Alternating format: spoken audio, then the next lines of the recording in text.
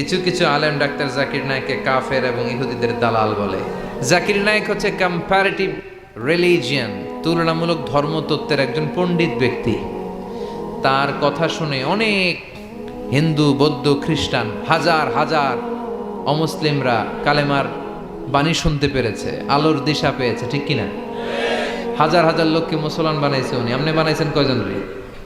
যে ওনারে কাফের ফতুয়া দিল, ওনার হাতে শাহাদা বাক্য পাঠ করেছে কয়জন?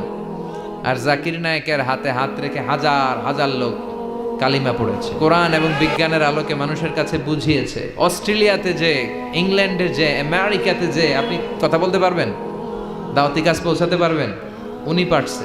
যেটা আমরা পারি না এটা উনি পারছে, এজন্য সহ্য হয় নাই আমাদের। গোটা বিশ্বব্যাপী উনার জয়গান।